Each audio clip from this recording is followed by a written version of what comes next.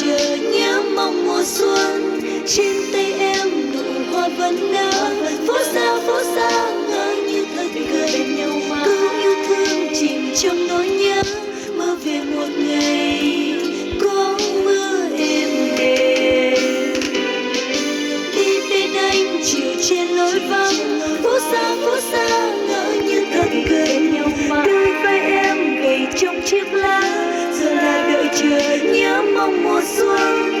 Trên tay em nụ hoa vẫn nở, phố xa ngỡ như thật gần nhau mà cứ yêu thương chìm trong nỗi nhớ.